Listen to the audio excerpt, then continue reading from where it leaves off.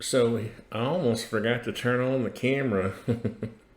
I was sitting here and I had fixed these footings for mics. This is a new customer here we have, and I don't know if you remember Wally's project where we had rectangular footings, elevation perspective. This was Wally's project, and he didn't have any existing footings, so I just made some easy ones for him. And also, he just wanted a 412 pitch gabled roof. His were for storage, and so this is a little different. To be honest with you, I don't recommend these. If you've seen my videos, I'll get my headphone cables in the peanut butter I had for lunch. So anyway, that's another video, and I have a video on why. But going back to Mike's project, he kind of hinted that later on down the road he might turn this into a residence. So I felt like it was time for me to upgrade my containers to something more accurate. And when I did that, I went back and found some actual CAD drawings of the ISO standards for containers. And you'll see this is a section through. This is drawn properly where they have a tube, a square tube here in the corner. And this is the roof. If you're not used to looking at construction drawings and two-dimensional drawings, it's a little bit harder to read than a model, obviously. But that would be here as if you were cutting through. Let me cut through here. I'll get my section tool and I'll put us up a section. I'll just move it back where you can see. So you can see I had to find a container. Actually, I had to make a alteration to this one. People, it's really cool. SketchUp is really cool because you can find things drawn. But I had to basically fix this container. They had the roof on the attached to the side of this channel, and obviously that wouldn't work very well. Those roof panels are laid on top of that tube. I said channel. It's a square tube, and then it's got a continuous weld down through here, and that acts as the roof for it. So you can imagine if this was, welded to the side of that tube, it wouldn't be there would be a little trough there that would catch water. So anyway, if I'm gonna suggest some things, and this is the reason this is important that this be shown correctly, because I'm going to suggest some things to Mike for his project if he does decide to make this a residence, which I have in my other videos have explained why, and I won't go into that again because it'll take too much time. I think I spent an hour and a half on that video. So anyway, his project is basically two 40-foot containers, and he already has these footings, which again, he's got sonotubes. He'd show me some pictures. He actually did a very good job of documenting his containers. And these are the sonotubes with a steel plate. The only thing, I'm going to mention this in the video, okay, about floor insulation, and I'll get into some different issues. Where are the other pictures? Let's see, he took some other pictures. Here we go. He had taken some pictures of the top of the container because some of these containers have a wider flat spot on them, and you can see here, I don't know if you can see very well, but this is where that rib in the roof starts at about 3 inches, actually a little less. So I have a solution for this. I think it's going to work fine. Like I said, some of these containers, I think the ones I've seen, there's two basic styles. One has a wider flat spot here that you can put the 4x4 on that I show, and this one, the panels come over closer. I think this is the more popular. If you go to this picture, one side of I think this is actually the front, and the back, or it's not the side. So yeah, because that was the channel. Yeah, and that shows that locking block. It sticks up, and you have to notch this plate, this little beam we're going to create around it. Here's a better picture of the top, and that's the old job he had seen, and then contacted me. So what I'm going to do is change this for this container. I'm going to change this because I have an idea that would work better. And all we're really going to do is change this 4x4 to 2 6x6s. So what we're going to do is push over, two 2x6s, I'm sorry. We're going to push this over, what would that be, 2 inches? Yeah, and then we're going to raise it 2 inches. And that's going to be our 2x6. And then, let's see, we'll have 2 of them. And that'll give us our 3 inches. Like that. And that's going to do several things. It's going to create a beam effect across here because, again, the tops of these containers are not designed to carry a load, okay? They're just not. I'll go back to this drawing over here. This section it's a pretty good section. This is the top and this is the bottom. So the bottom has this big steel angle that carries the load of the floor. It carries the contents of the floor. And then when you stack these, when you stack the containers, the corners have these steel columns, steel angles in them, and the corners take the load, okay? There's actually, when you stack these containers, there will actually be, I'll demonstrate this. I'll take this container and I'll raise it up.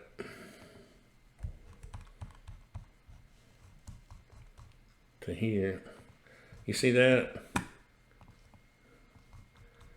You can see a gap between them because this is not designed to take the load. The top of the container is just there to provide a roof, a side. Now, obviously, it'll carry some load, but I need to look this up eventually, but I don't believe that it would carry the weight of a roof, and I've never believed that, and until somebody shows me the engineering data, because these side panels are pretty. They're not like 15 gauge or anything. I think they're like 18. I'll have to look that up too. But so yeah, and the other issue here is that when you're going to use a container as a structure, you're going to convince a building inspector that they aren't as contrary to the myths on the internet. It's not that common it's not ubiquitous, in other words. So you're going to run into a building inspector that's never seen this, and he's going to say, okay, where's your engineering, where's your structural stamp, okay? So if we start off with something, reasonable up here, you're probably going to be able to convince them, and they'll be fine. And so, but what I'm going to do here is, since we don't have a 4x4 either, I'm going to change these straps. I'm going to move this up probably 2 more inches. Well, I was editing it. And I should have made this a component, so all the others should. Am I going to be able to get to it eventually? Here we go. Yeah, I did make it a component. So you'll see all the others down the row. Let's go up 2 inches to begin with. Yeah, that's good. And then we'll just go out of that and grab our nut, our bolt, and we'll raise it at 2 inches. And that's going to be better. So what we're trying to do there, oops, I got to raise my hole up. I really didn't need that hole, but I was in a good mood and decided to put it in anyway. And these are like just short lag bolts, 3-inch lag bolts. If I can get out of the editing mode here. And thank you, SketchUp, for the component concept, because now all my brackets are changed. I don't have to cut and paste and do that all over again. I'm going to move this one up an inch. And then I'll talk about why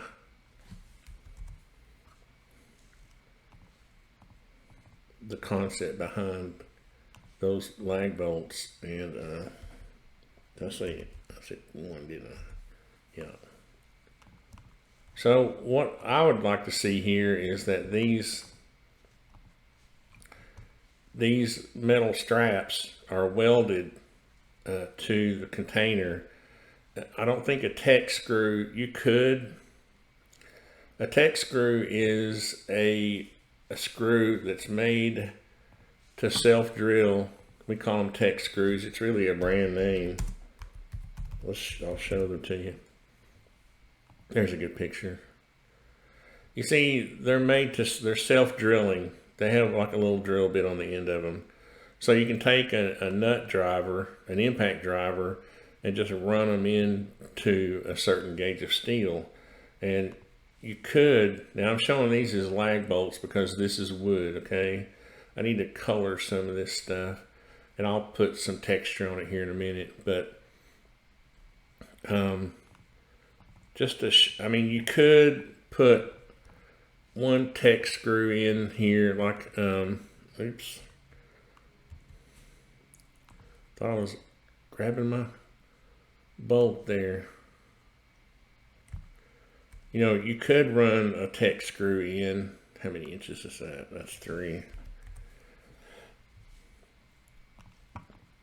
Into the container, you know, but what would be really good, and if you wanted to just build it this way, you know, frame it this way and then come back and put yourself a little tack weld around, you know, that where it meets the container, that would be fine, I think. But the point of these bar straps is to give this beam, this header beam, this that we're putting up here, back and forth. You're trying to stabilize it from leaning, you know, twisting, and also, I mean, obviously you're trying to hold it down to the container, but at the same time you're trying to keep it from wanting to, you get a big wind to shift like that. So we'll have those, and I mean, a lot of this is going to depend also on your, I'm going to make this a group, the building inspector. Okay, now if this was for storage, we would go back to the other detail where we just had a 4x4 on top, and, you know, it wasn't a big deal. But I think we don't have, we only have 3 inches here. So we're going to, 2 2x6s will make us a 3 inches. 3 inches by 5.5. So now we're going to move these over. We're going to copy these over. I'm going to make this a component because what I want to do, I want to say call it a beam, because I want to give that some color in just a minute. And I want all 4 of these to change. I'm trying to get now where I can see the edge of this bracket over here. So I'm going to hold down my control key. First, I'm going to get the, here we go. I'm trying to lock the, see how I've got that green axis, it's locked. I'm trying to lock that so I can come over here and then reference that point right there. See, that way everything's accurate. And so now I can simply just copy this from this container to that other container using my, I've got a building outline down here for the plan, and I use that as a reference because these containers have all these rounded corners and it's hard to reference a point on them. So you can see I was able to get that copied over properly. So another point I wanted to make too is somebody's going to ask, well, why do you need these? You don't necessarily need as many connectors here. This is just to close off that point between the roof. In a minute, you'll see the trusses are going to be going across, and this will close that off so that in the future, if you put a ceiling in here, you won't have birds and squirrels going up in here and building nests, because I've had that happen to houses I've built before, and they had open soffits, and it's annoying, trust me. So that gets us our sonotubes. Now, the way I like to do this is I actually like to set the containers down on the sonotubes and then have a steel bracket that is welded to the container. This would have a weld around it, and then this is a anchor bolt that's down in your concrete. The only other thing I'm going to mention is that if you do this kind of thing in an area where you're going to have a building inspection, and if you're doing it for a residence, then you probably are, you're going to have clearance between the bottom of the container and the ground. I hate to tell you that, but I don't know how you're going to, unless you're going to tear out the floor in the entire container to put your plumbing and stuff in. I don't know how. And then your insulation. What you really need is at least 18 inches. And I'm just going to move my ground down. I'm not going to move. Well, let's see. I could move everything up, couldn't I? I could lock that back and then just grab everything and see if I could move it up. 18. Let's see, I only need 12 because I already added up 6. The reason I showed the last project and all those other projects is right up near the ground, only 6 inches off the ground, is because they were for storage. And I keep trying to stress the differences between storage and residential use. You know, where you have clearances required, you got to have access to plumbing. You need to be able to crawl up under this thing, and because really the most desirable thing would be is that you're able to crawl up under it and put the insulation in from below, so you don't have to tear out your entire floor, or later on you still want access to that also. So you really want to have these things up, and otherwise you're going to find yourself tearing out the entire floor. The whole point I'm trying to make on this, and I really don't want to kick a dead horse, is that for all the work that you have to go through if you're going to set these things close to the ground and use containers, they're really not worth the trouble that you go through to have to use them. It's easier and cheaper, and I've shown this in my video, that containers don't make sense. As homes, I go through 100 reasons for that, and I don't have time here, but I just want to stress to Mike, and I'm not criticizing Mike for his desire. I'm trying to bring up these issues so that he'll be aware of them and can maybe deal with them now. So, because let's say you only have one of these containers bolted down, or there's, you can always use that concrete base as a guide and prop those things up to give you some clearance under them. So just think about, when you're building something, think about the phases you're going to have to go through in your mind, and actually do it on paper or in SketchUp, any kind of CAD program. You'll say, okay, I've got to do my framing, I've got to put my plumbing in, my electrical. Do all that stuff in your head first. I do it on every job. Every job that I do is in my head before I go out to start to build it. I really didn't mean to get off on a tangent. You'll want to take these drawings, and you'll want to ask the local building inspector, is this going to work? What do you think about this? Do I need clearance? You don't want to just start building something and making assumptions. I've seen people literally have to tear down projects before. But anyway, just to get this going here, we're going to do a truss system now, because Mike has expressed desire to be able to build his own trusses, which is fine. I'll show him how. Truss, Medique Truss. Thank you, Medique, for the extensions. I'm going to pick that truss. That's the one I want. I'm going to pick this point, and I'm going to go over here and pick all the way over here. I'm hoping this is 30 feet. I should have checked it. Yeah, that's right. 30 feet. And I'm going to go back here and check my 40 feet. Yeah, that's right. Okay, so 30 feet, fink truss, top cord. Okay, now here's where the differences come in. Mike wants a 312, and I didn't ask him about the overhang. Oh yeah, I did. 24 inches. 24. That's right. Pie thickness 1.5. Heel no. Okay. Length 40 feet. Truss spacing 24 inches. That's good. Gable end trusses. Yes. Let's see.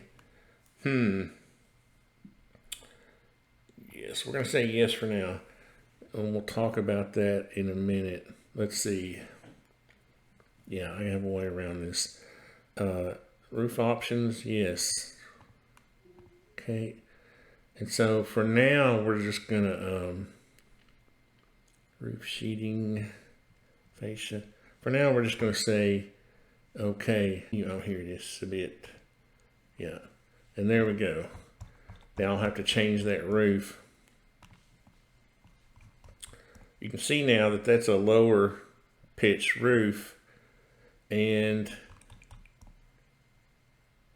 it looks like we didn't get our 24-inch overhang on the front. Is that right? That looks more like a 16. Yeah, I need to go check that.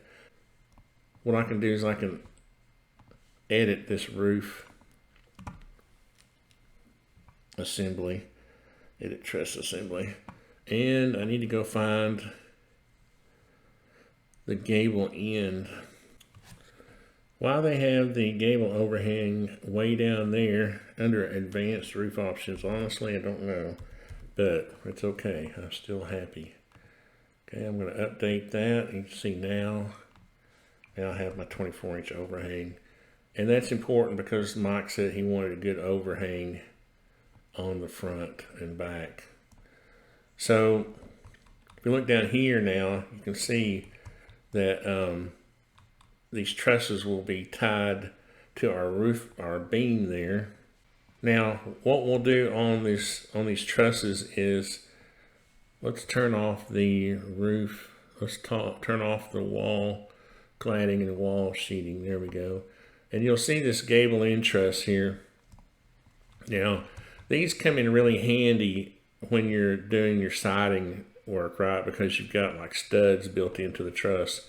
The problem with those trusses is they're not structural. They won't span. They're meant to sit on a wall. They're meant to sit on the end of the house or the building, you know.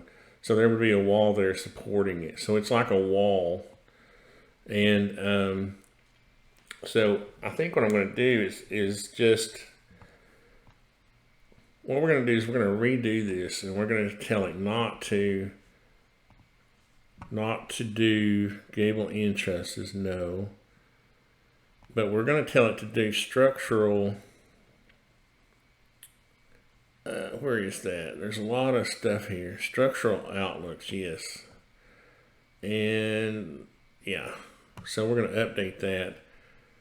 And the reason I'm doing that is because what you do in that case is, oops, you drop this truss right here should be dropped. Let's look at that again. Structural outlooks, vertical outlook roof peak. Let's see, update. Yeah, you see this truss should be dropped. What you do is you build a truss that's 3.5 inches shorter, and I'm sure that's in here somewhere. And let me find it, and I'll be right back. I didn't find it, so I'm going to talk to Madiq about that. What you do is you literally build a truss that, and I'll just show you, that is dropped.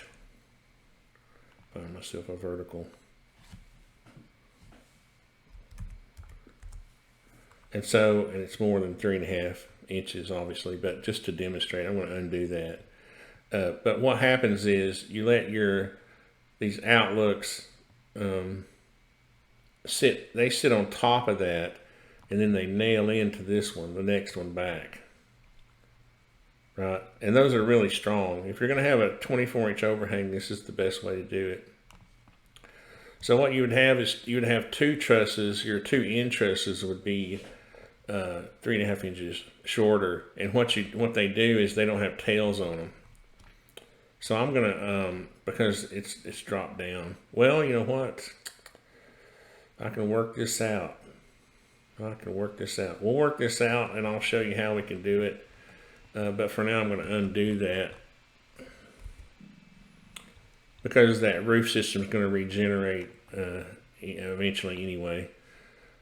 So that's basically the roof system. And what I'll do, I'm going to send this video to Mike first, and I'm going to get him to kind of answer some questions I have.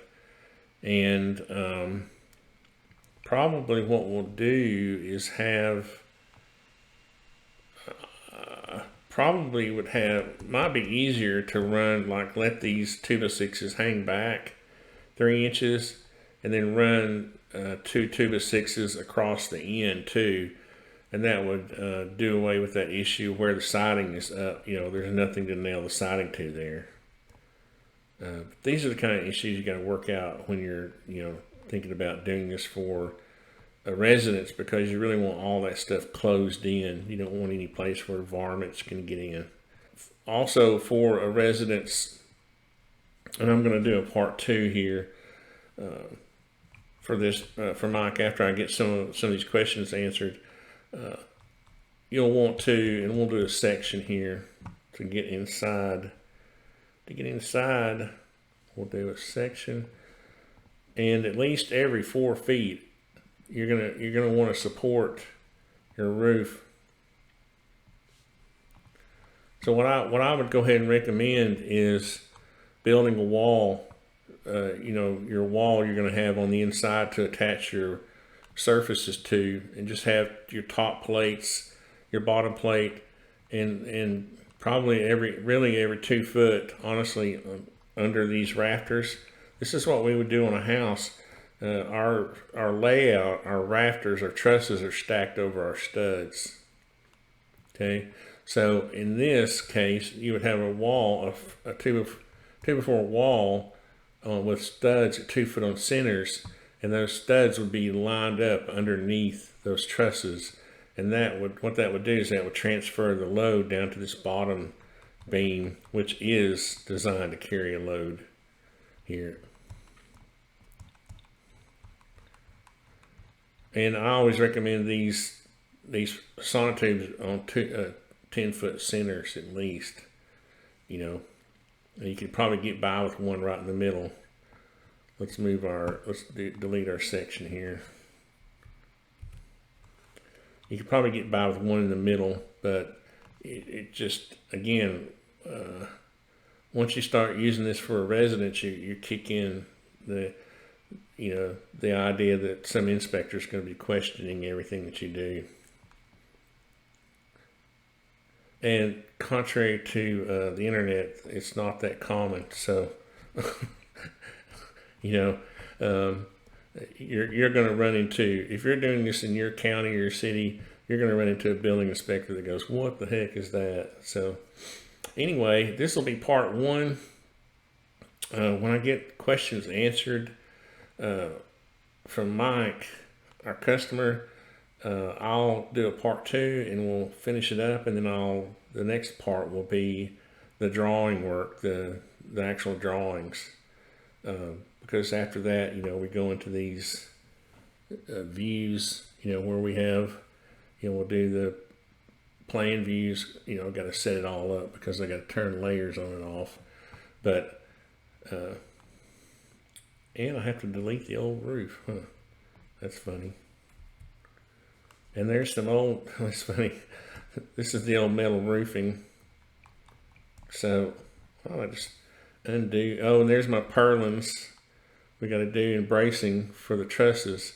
So that was old stuff. What I'm going to do is I'm just going to delete or undo this to get back to where we were. We'll show a bright green roof. I actually like the Galvalume. Where's my old roof? Roof. Got too many layers. Roof, metal roof. Yeah. What I'll do is I'll show you this mic. This is the kind of the metal roof I like. It's light colored, so it reflects heat in the summer. And look into that. It's called Galvalume. So you can either get the in 5V or what's called an R panel, but and it looks good. But anyway, I'll end it here, and I've probably talked enough, and I'll get some questions from Mike answered, and we'll see you in the next video.